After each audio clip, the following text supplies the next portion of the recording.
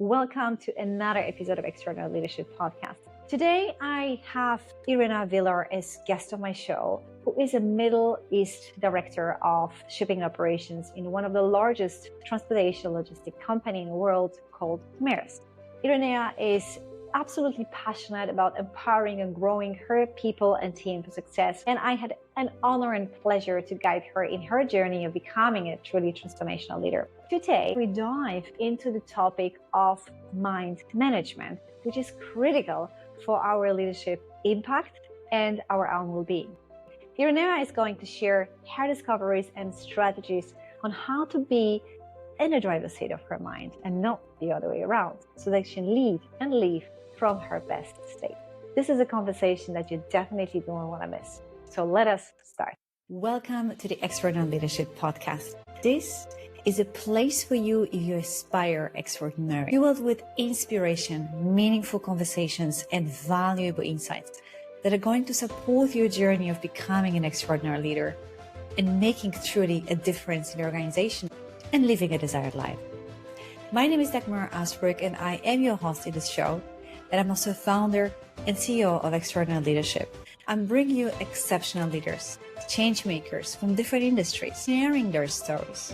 And above all, what made them most successful, impactful, and happy. I'm also sharing my discoveries from navigating and leading 15 years in a corporate world, building my business, and empowering senior and executive leaders to go to their next level with their organizations and in their lives. I hope that you are excited and ready. So let us begin. Hello, Irenea, and welcome to Extraordinary Leadership Podcast. So pleased to have you here. Thank you. Hello, Dagmara. My pleasure to be here with you today. Yeah. And we do have a very important topic to discuss. I think so close to both of us hearts, right? About how to manage the mind and what is it actually all about, the mind management, and how important it is for leaders, for the effectiveness of leadership, resilience, emotional intelligence. So I'm really, really excited to dive into these topics with yourself today. Likewise, I think it's a really great one to bring to the table and to explore together today. Cool. So before we dive into this hot topic, let you share your background and your leadership story so the listeners can get to know you better. Good. I was thinking how to introduce myself and explain who I am and what I do. And one of the questions that you brought to me was like, how you will define yourself in one word, what you will say about you. Mm-hmm. And I was thinking right now I would use the driver as a good definition for who I am right now and what I do. I'm trying to lead a team here in Dubai, in a big one that with long experience in operation. I'm not an operation from a core. It's not the core of my career. I spend more time of my career doing procurement in a place that I learned a lot of things about the humans, about how we interact and how we react when we act in different situations and circumstances. And I think this helped me to move to an operation that is a very dynamic place where I need to be very agile and adapt myself to a lot of changes with a team that is super experienced in what they are doing. This is what I do now and what I've been doing before. A bit of me and a bit of my leadership journey. I passed through different type of part of the company. I work in logistics now. Mm-hmm. And shipping, logistics, and I'm quite happy that it's a big change. And why I call myself a driver, because we are changing a lot of things right now in the company, in the team, in the way that we behave, and also in the way that we lead. And I'm happy that I'm able to drive that change. This happened in my professional and personally. I'm also driving myself to a better version of myself. I love the keyword, the drive.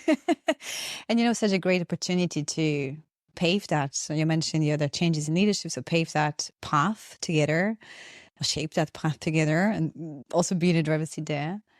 And yeah, when you were sharing about procurement, I almost forgot that's another thing we have in common, right? I spent in that industry 15 years in that field. Cool.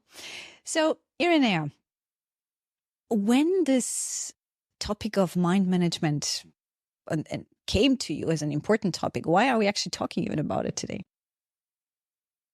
I've been reflecting on that, how during my entire career, all the stuff or everything that I've done is shaped me to who I am now. And it's all related to mindset, to the way that you manage your emotional intelligence and all that stuff.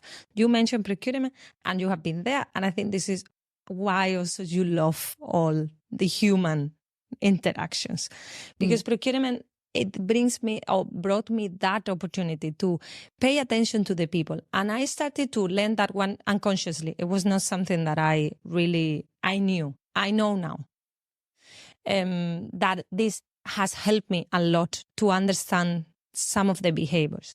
But if I need to take one pivotal moment, was more a personal experience, was when I moved here after few changes in my life, few changes in my career. I found myself completely lost.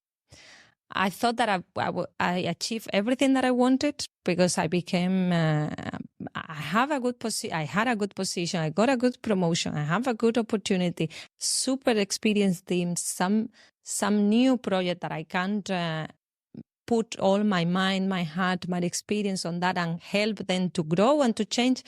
And eventually I found myself in tears almost every day saying, what I'm doing here, why this is happening to me, why I feel so bad. And then I started just to talk to myself a bit more and find what is the root cause of all this stuff. And my mind was the root cause of all this stuff, actually. I think this is how it started. We can explore that one more. First of all, thank you for, sharing this vulnerability of how life of experienced leaders can go, right? At some moment, even you climb your ladder, you have had many successes behind, and then boom, something happens, right? That leads us usually to those beautiful moments of pivotal moments in our life and transformation, which you lean into. And yes, we were talking about it. So maybe before we dive into your story, let's unpack on what the mind management actually is about so that we create this clarity in this conversation for others. For me, it's how you are able to react to what is happening around you, the environment that is around you, that you are able to read the room and to adapt yourself to that. And use also your empathy towards who is around you, trying to see how what you are doing and how you are reacting will impact the people that is around you, positively, negatively. For me, this is mind management, that what you do impact others positively, negatively, and how what others are doing impact you, and how you can play with that and use it in your favor, or if you cannot use it, just stop it and try to change that pattern that is going in your mind. It's I would say that this is how I can summarize. Yeah, sometimes it's like the obvious things. How do we bring this pretty complex, I would say, thing into simplicity? And I like that you mentioned, I think the part of awareness, because if we want to manage our mind, and we need to first understand what is behind it. And I think that's kind of a first part. And the second, you mentioned also about this dependence, right, of your response towards others and how others respond to you, which is also somehow related to the mind and your emotions, because they are both connected. And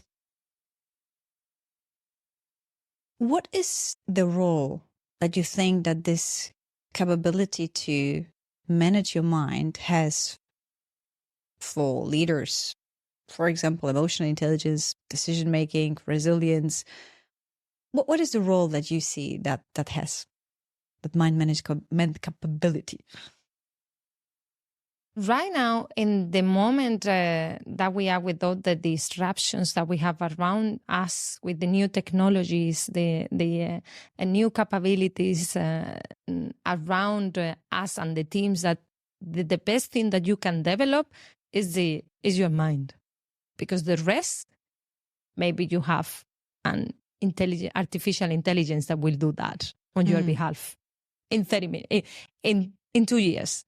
Then I think from a leadership perspective, journey for a leader, right now is the best, and for me is the top one priority that you should spend time on.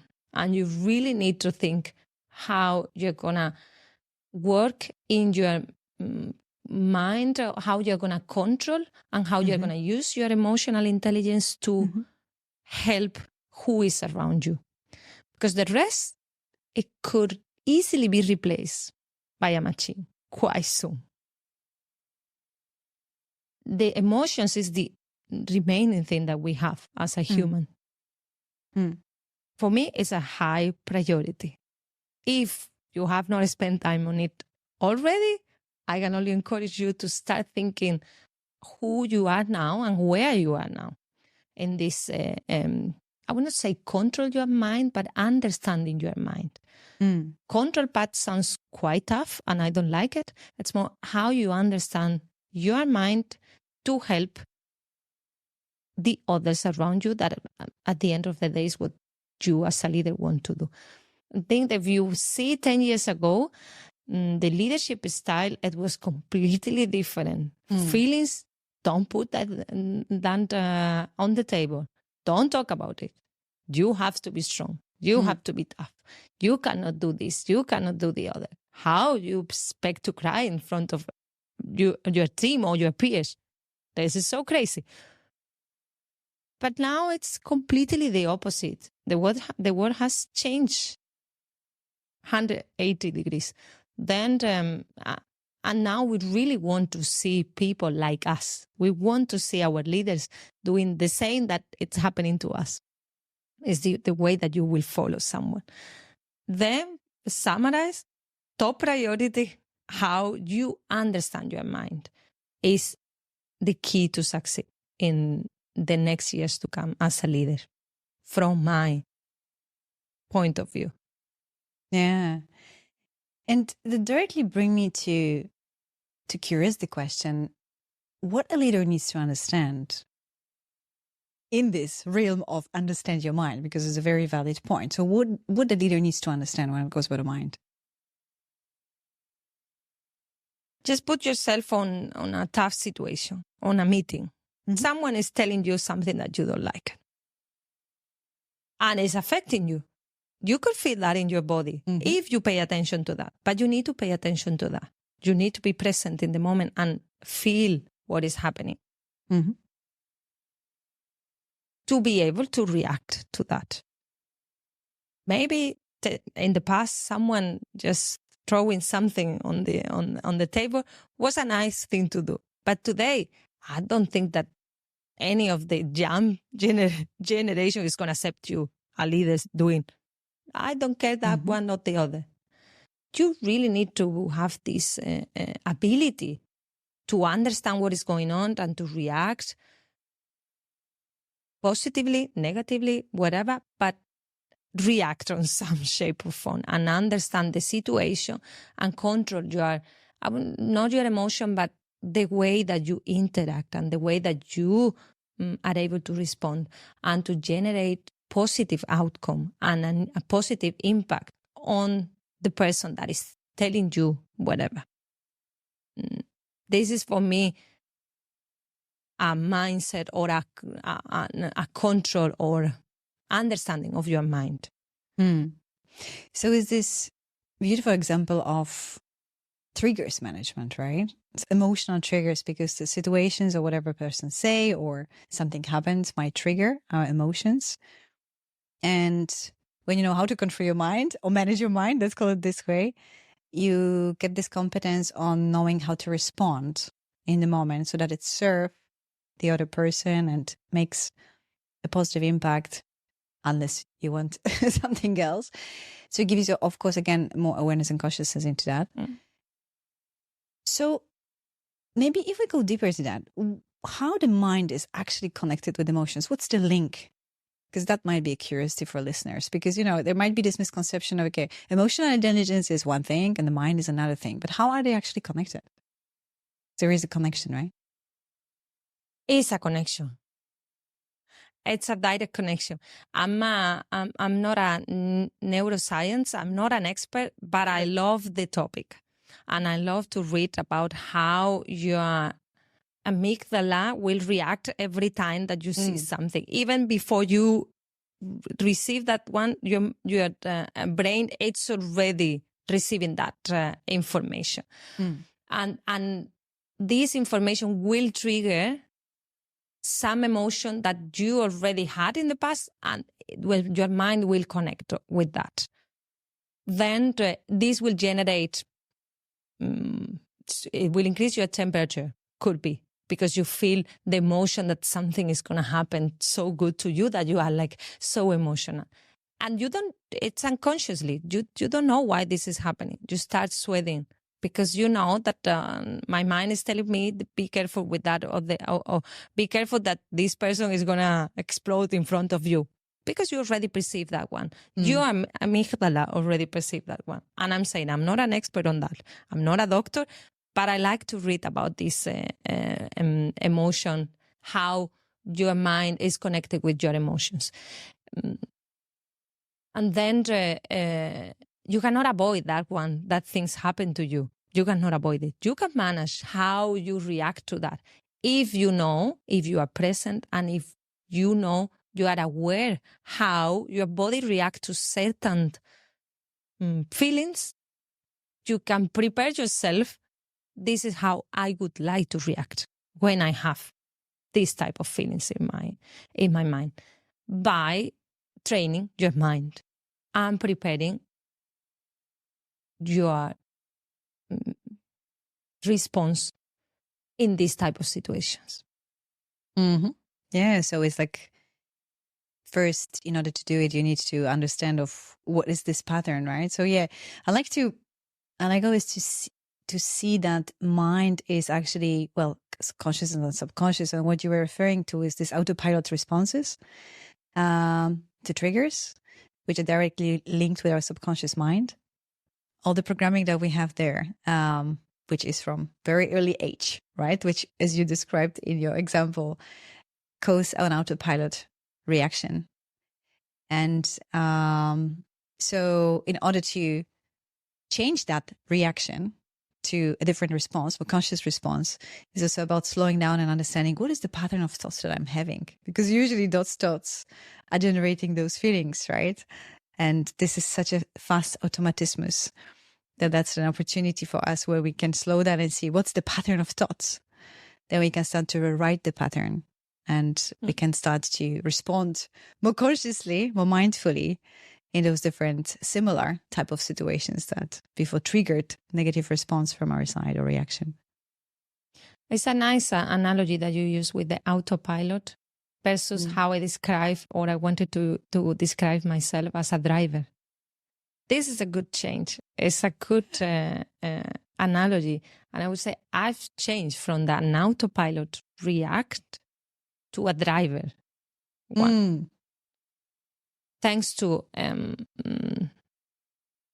some of the mental fitness exercise that I do, that I've been doing over the last year or so, that has helped me to drive the answer that I want to give in certain situations, instead to automatically respond with my autopilot. It's a super good example. Thanks for bringing that. I did not think on that type of analogy before, but it's now reflecting on that, it's really what happened to me. Absolutely. I was just reacting based on whatever learnings I had in my mind, whatever previous experience. And now I'm able to drive what is the answer that I want to give in the situations that I face most of the times. Yeah. And when you do so, what's changed? What do you notice a change when you now become more a driver and not being driven by the autopilot? I feel that in my body, Mm-hmm. in the way that I work. I feel lighter than in the autopilot mode. I think this is a good description and how I feel in the moment that I'm reacting to a situation in certain ways that I know that I want to react like that because I've prepared my mind to react on that way. I feel so calm, in peace, and I can walk lighter and faster. Yeah, so that's this immediate impact on your well-being and how you show up as well. Now, how is that impacting the responses from others, or how is that impacting your leadership actually? Because I can imagine that there is a shift when you are now more consciously and also calm and more relaxed taking some situations. So maybe you have an example to share as well as what do you see starts to happening differently from your members of a team? I have an example then how they feel when I'm not in my conscious mind. Okay. Okay. In your driver's seat, right? And when I'm not in my driver's seat. Yeah. I have a good example. We had a couple of months ago, month and a half ago, we were in a very tough or difficult situation around our environment, work environment, external issues that we could not control. We just needed to try to resolve it in a contingency mode. It's part of our job. Mm-hmm. But after several meetings and discussions and problems, and I was not in the best of my state of mind, and I react as my co-pilot react directly without me being on the moment, on the present moment. And one meeting was really bad. And it went really bad. I ended up very disappointed with the discussion, with the reaction, with my team reaction. We were all, okay, let's just stop it here. It's going anywhere. Let's just conclude. Because I was just reacting, not even listening. I was not bringing that good perspective that I like to bring, the angle, not the positive, the opportunity that I try to find, a good opportunity that I try to find in the challenges, instead to only look for the negative part, blame others, and continue in that mood. I try to stop it and bring always that type of questions that help us to go to the next discussion. What we can do differently, how this will impact here and there, how this will benefit the other staff of the other. I was not able to do that. And the outcome of the meeting was a disaster. We conclude with no actions, no idea, almost all of us completely disappointed, and was Friday on top. That is not the best day to have a bad day. And after the meeting, I took a moment, I reflect, and I came back to them, say, I'm sorry, guys. You need to, I owe you an apology because I didn't even listen to you, what you were saying. I was just reacting. And this happened when you are not in the driver seat, when you are just reacting for past experience. Then this is the action when this is the outcome when I'm not in my driver's seat. Yeah. If I compare this with my normal meetings, the way that we finalize the meeting, that we have jokes, we laugh, we take actions, we go to the point. when I feel that I'm in the driver's seat and when I'm bringing that positiveness and this energy and this sage perspective on the challenges that we have, it's completely two sides of the same coin. Then this is why I think it is impacting me and people around me. Absolutely, yeah. And it's the dynamic, the quality of the conversations, the result that you mentioned. And a couple of times you mentioned the presence, because when we manage the mind, we can be so much more present. And also you mentioned we can be much better listeners. And that brings me to another dimension of the mind management, or what is the challenge with the mind, is that we have so much noise there, right? It can be our best friends and the worst enemy, as shares that Shavin for Positive Intelligence is actually bringing, which we will enter into in a couple of minutes to talk about more about that. And yeah, and the ability to quiet that very busy and sabotaging us very often mind is also the skill and capability to quiet your mind, right? And obviously your emotions, and to be more present and to be more open and to be a better listener, and then to shift even the challenging conversation into some opportunity that is in the moment. So thank you for sharing also vulnerably about an example of, what's the difference that we have a kind of. So going back now to your story, and there we can talk more about, you mentioned mental fitness, and you mentioned also when it became important for you. So let us go back to this moment first when, when it became a necessity to do something. Because that was, I think, for you, a birthplace of discovery of all this mind management. At least that's what I believe I know. Having been work with you. But yeah, it would be great to hear it from you. So what was the moment that triggered you to look for something? Yeah, as I mentioned before, I arrived to Dubai a couple of years ago with a nice opportunity, one of the best that I was dreaming for at that time. I wanted to have the opportunity to live in a different culture, in a different country that is not Europe, that not part of Europe, that even that I was living before out of my comfort zone of Spain. It is still the Europe, the culture that that you feel more comfortable. And then my next step was to go to a different environment, different culture. Then this was a super good opportunity for that. I was really looking forward. Also, nice place for the weather. Why not Dubai? It's one of the top destinations to come. Why not? The proposal that I received, or the project that was offered to me, was a really great package in general. The manager was super good. I thought that this is really inspiring. It's going to give me all these new challenges, new learnings. The team was also experienced. The project in itself was a transformation, because we are trying to transform the way that we do the things that we have been doing for the last 100 years. Then it was a really nice, attractive one. Why not? Let's jump into that.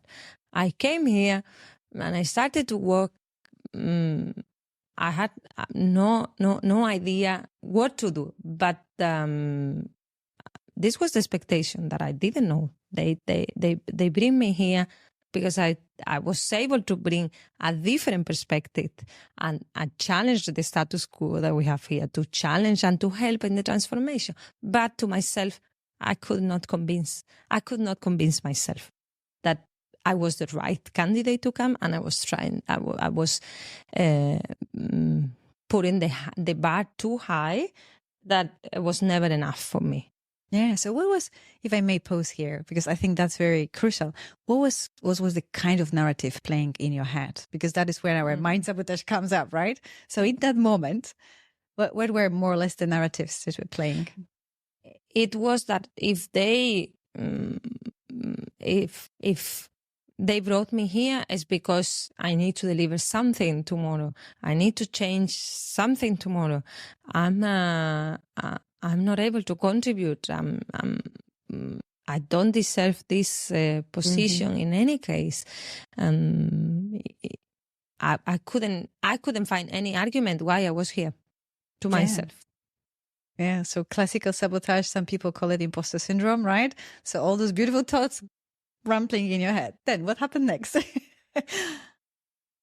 How does that make you feel, actually?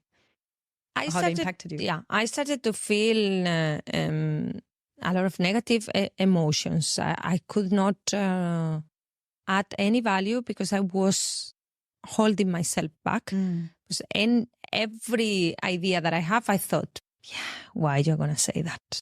Don't say it. This is not important for this topic. You need to know this. You need to know the other before you to speak. You need to know every single detail before you can contribute.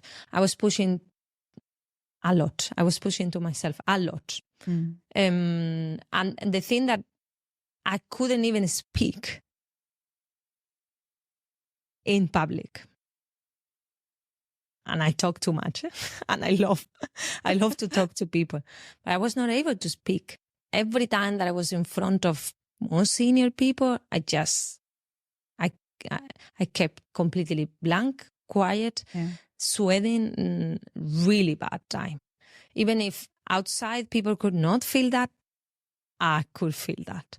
And then it was only a vicious cycle. I started, as I could not speak or say what I wanted, I was blaming myself because I had no clue what you are doing. And then it's just a completely opposite direction. Instead to go one step forward, I was one step back every time. Then I pretended in the office that I was okay, everything, I was doing great, but I was not.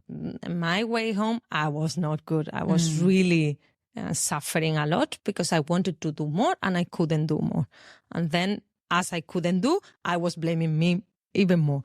And it was impossible to go out of this vicious circle, right? It was difficult. Then what happened? It was my body started to feel that one. I started to have pain almost all over the place. My stomach really, really, really bad. I couldn't sleep. I was not having any happy moment. I was bad. It was a bad time. I started with the health part. I was visiting all the doctors that you can imagine because I thought that I have something.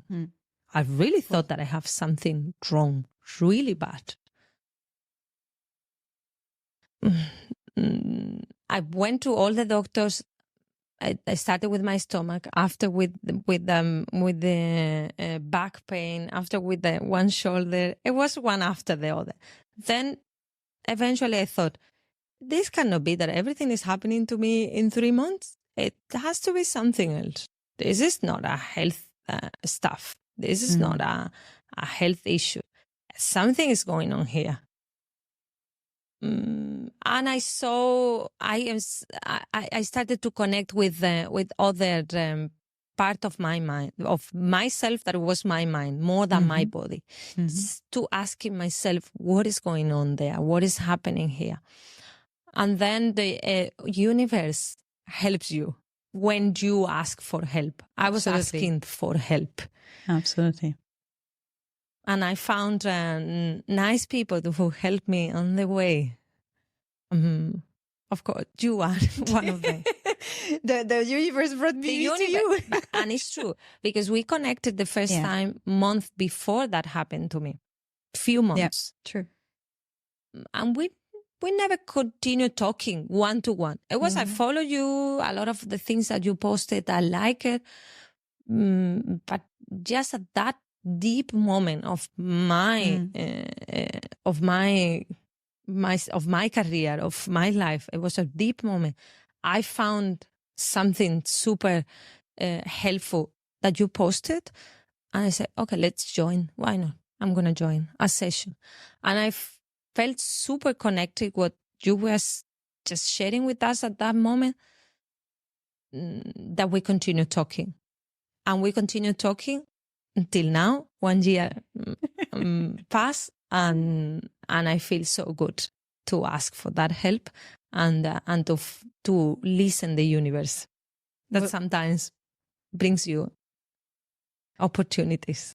Absolutely, absolutely. And yeah, I can only so much agree with you in terms of this, that we are, when there is nothing else, we kind of can only ask for higher source. Yeah, we call it universe, God, whichever we want to call it.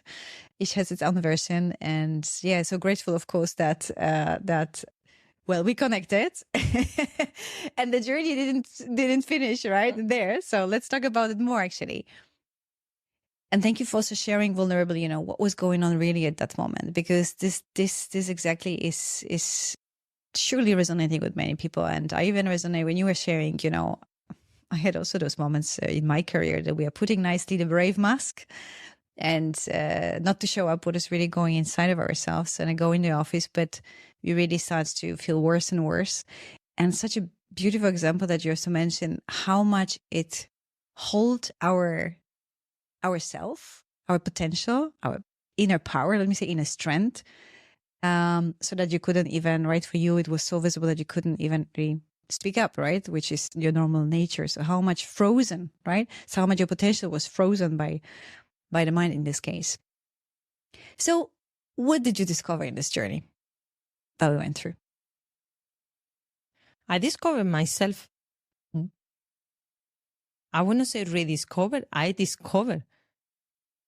Because I didn't pay attention to that part of who I am. I never asked that question to myself. I've been just following what you're supposed to do. I've been following the standard way of doing things. That I'm very grateful for a lot of the stuff that I've done. I'm very grateful for many, many people that helped me on this journey and to become who I am right now. I'm not gonna deny that I'm super happy with the trajectory that I have had. But I never ask to myself what I really want to do. Why I'm a leader? Why I became leader in the first stage? Why this is important for me?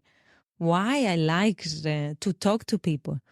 Why I wanted to speak a year ago and I couldn't? All these questions I never ask myself. And I never ask for help. That is something that I also want to mention. It will resonate with many, I'm sure. It was too difficult to ask for that help. And I the first thing, you go to the doctor thinking that you have something. You go to not even your best friends to ask for that support, because you should be happy. You are in a great place. You have a good job. You have a great partner. Why you are suffering? You're supposed to be happy. I was feeling even guilty for being not happy. And I asked the universe because it was my last resource. I didn't know where to go for that, to ask that help. But now I ask for help quite often. Yeah, I think it's very important also, by the way, because many people are, okay, and leaders who, as leader, you are predetermined to get it yourself. Many leaders actually think like that. And yes, we are very resourceful, very knowledgeable, but there are so many blind spots and there is more that you don't know. So I think that's, again, another form of sabotage, right? Of the mind, of asking for help means that very often, that means I'm not good enough. That means that I'm not strong enough. That means I'm not a good leader, so I cannot do that. All this is part of a mind sabotage, isn't it? 100%. Now, in this journey, what did you discover about the mind? And you mentioned mental fitness. You might want to also elaborate a little bit on that. as I said, I discovered myself. I discovered a lot of things that I have, the tools that I can use that I've never used it before, and the positive impact that all these tools have in my state of mind, in my body, and how to use it in your favor. What I mean with that, and I mentioned before on the procurement part, because I think this also now I reflected that has helped me to be more, to read people and to read myself, because when you are in negotiations, you kind of need to pay attention to that.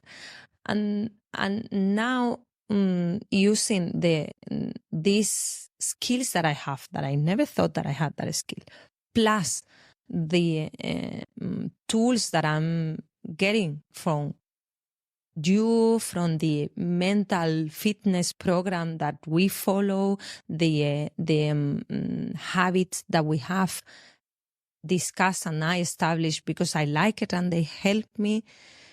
It really, it has increased my potential and my impact tremendously. It's something that I cannot really quantify how I've changed thanks to that. Because I didn't know that I have that skills, and with the tools that I discovered and I'm using, I'm increasing the capacity to use that skills more often. And the habits that I mentioned that and that at least helped me, and I keep using that one, is to reflect on what is good about you and what is good about your life, and what is the good thing that, or what do you like in your day, what you would like to celebrate every day, and what you would like to bring to the table every day. And I appreciate that one first thing in the morning. This is one of my habits that I implemented, and I'm very grateful that I have it, that one, and I follow this one. Yeah, so the gratitude, right? This is an important one because indeed we have more negative thoughts than positive. So we need to balance it as well. And that's one of the way how we can bring more equilibrium, I would say, and also shift the states, right? Especially when we do it in the morning, it's all about setting ourselves in a state, and nice. And what are a couple of other things that you do, or techniques or tools that might be of use for listeners? Because I'm sure there is a curiosity like, okay, what are those habits? What are those things? Maybe you can mention one of the things that you do that help you to manage your mind and emotions. Yeah, the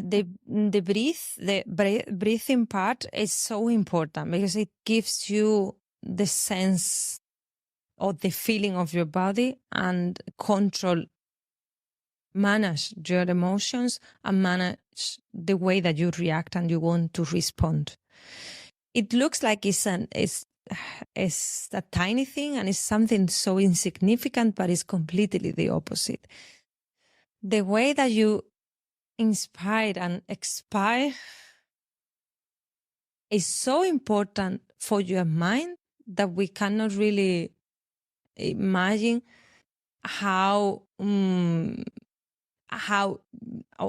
impactful or how big can be the change if you control or you are conscious about the way that you breathe and the way that you use that to calm yourself and to bring you to the place, bring you down and give you time to think. Absolutely. For Bring instance, us to presence, right, as well. Yeah. This is one of the techniques when I'm in moments of chaos. I try just to close my eyes, take 2 or 3 deep breaths, and then come back. Open my eyes and look the scene with a completely different lens. Nice. And what did you discover about saboteurs? because I think that's the part which will be worth to expose a little bit in our best way of the part of managing mind and what is really happening. Why are we so triggered? Where is this all coming from? Because for me personally, obviously, as a person that also went through this journey and leveraged on that, and with many different tools, that I remember that has been for me an eye opener to understand that you have, saboteur and sage, and where does all negative thoughts come from, and to recognize your patterns of thinking, and to kind of distance yourself from you and the mind, right? Or at least the sabotaging your mind, right? So how do you see it? And what did you take from it, Irenea? Yeah. Let me just explain how I see the saboteurs, who they are. Yeah. They are your friends, but the ones that try to push you to the dark side. That you can also recognize some of your friends there. That when you are a small kid, they are the ones say, yeah, do this, jump to this one, do this to the other friends. You are the ones that believe that this is fun and is nice thing to do. The devils of one of your shoulders, but they are part of your life. They will be around you. They will not disappear. The important thing that you need to know how to talk to them, what type of things you can bring to them, or what type of situations they are part of. They could be a good part of your life, and where they need to be completely aside. They will continue with you, but how you work and deal with them, this is what is important to learn with the saboteurs. Absolutely. And that brings me to a question of, what helped you to kind of deal with them, or to take the driver's seat you mentioned before? Because it's like for the breathing, right? I mean, I have somebody will say, what's so special about the breathing? And the point is also, I believe when I was a couple of years back trying to, bring those methods to myself without awareness of mental fitness, without going to the, connecting those dots, I struggled with consistency of these practices, with understanding, what it really brings. When I kind of opened the box of mind sabotage and all of that, it completely transformed the way of how I look at it and why I consciously bring it. And then what helped me was the consistency of it. So how it helped you to deal with, you mentioned, to work with those voices, let's say? First of all, you need to know them. You need to meet them face to face. It's important. Put names, know who they are, what they do, and what are the type of conversations that they normally bring to you, to the table. I love it. The type of conversations that makes it neutralize this. You need to know. Yes. Know them. Absolutely. Don't hide them. Face them. Understand. See, what are you bringing to me today? Okay, let's talk about it. Don't avoid that. Don't hide them. It will come. They will come. They are part of your life. They will not disappear. And for me, it's just take the driver's seat, talk to them, face them, and talk and use it. When they show up, it's because they are bringing you the opportunity to see that you are changing. This is why they come. They come to try to hold you back, to say, don't do that. This is so bad. This is so bad. You are going to fail. You are going to do this. This is not going to be good for you. It will give you the opportunity to think, okay, if you are here, it's because maybe I'm doing something good here. Let me see what is the other person saying about that. What is the other part of the story? What is how I can change? This is that you are telling me to what the other is telling me. And then play with them, talk to them, and even laugh about that type of conversation that you have with your saboteurs. if we want to work, or if you want to grow, it's important that they are there. They challenge you. They will give you the ideas where you need to change, where you need to put some additional effort, resource, or something different. Let's listen them, but don't allow them to push you down onto or to hold you back. Yeah, beautifully said that they are showing us when we are at the edge of a comfort zone, which brings such a positive perspective. And also, a great example that you're talking with them as well. And you mentioned, look at the other side, what the other has to say. So what is this other? You could call them the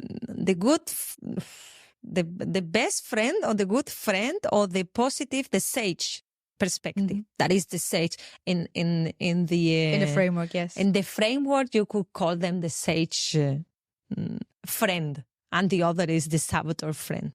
But I would like to call them like the positive side of the story, or the opportunity, the side of the story. Yeah, because they always help you to see the opportunities and positive sides as well. So what I'm hearing is important is to get to know them, get to know what is causing your mind sabotage. What are those friends? Because there are many of them. They have all different narrative. What is important is to know how to talk to them. Of course, recognize when they are showing up, and also shift that perspective, right? So kind of quiet their voice, take a driver's seat. That's what you say as well. And listen to a different perspective, to a more positive perspective, right? Which is coming always from a different space, from a space of trust, from our true selves, from sage, whichever narrative we wanna actually choose. What else we need to bring today in the conversation so that might be, effective for leaders to start to manage their mind? Yeah, I would like to just compliment on the positive side. Yeah. I'm not naive saying that, everything is going to be resolved because you are positive. No. It's just that you have a choice. You have a choice how you want to approach whatever challenge you have. You have a choice. This is for me what the other perspective is bringing to you. You have a choice to say how to change that story and that limiting belief and that part of the saboteurs is telling you. You have a choice. Absolutely. It's not. We will all face problems. We have some moment in our life that we cannot avoid. But you have the opportunity to choose how you want to react to that. How I want to approach this challenge that I have in front of me. How I want to tell myself the story that what is happening in front of me. And just bring that to the table and bring that to the people around you and to yourself. Bring you that opportunity to change that perspective, that story. Beautiful. That's, I think, the moment we understand the mind, which we're just exploring, that there, some part which is sabotaging you and the other part which you need to learn how to navigate, right? Access. You discover the power of choice. And that's what we all have. And that power of choice will actually propel in which direction your story will go, what you will attract more in your life, in your leadership. Because either you're going to continue, like you were saying at the beginning, you were in this vicious circle of a negative narrative. It's like a snowball effect, right? So it was becoming bigger and bigger, and it didn't serve you and neither serve your people, right? With this other example of the meeting. And when you can recognize that and you can take control, take the driver's seat, right? Not control, but take the driver's seat, put them in the back seat, right? Your friends, saboteurs. But it's beautiful examples of, for example, it could be breathing, right? As a technique. you have a chance to shift, not only inside your body, that you mentioned many times, right? Shift, become more calm, become more relaxed, and also shift the perspective of the situation. And then from there, respond and take actions, which will put the story in a different direction. Like you mentioned with meetings with your team, right? Which mostly now happens in a positive dynamic and fruitful and effective and all of that, right? Which is, I think, a good testimony to you shifting, isn't it? It is. It's a beautiful outcome, I would say. I'm really happy to see the benefit of my change and my choice to be in the driver's seat. I'm happy to see how it's impacting me, how it's impacting other people, and how I can continue contributing to a better place to be and a happy place to be part of. Yeah. Yeah, because the magic is not only it helps you, right? The well-being and feeling more calm, positive and all of that, but you start to shift the environment because we are so interconnected, the dynamic and we as human beings, we are connected. And as you mentioned before, it's such a connection to emotional intelligence. It gives you additional lens on the situation, what is really going on, right? And how you want to respond. So what would be your message to leaders who might be actually struggling with it and don't know where to start or don't know what to do?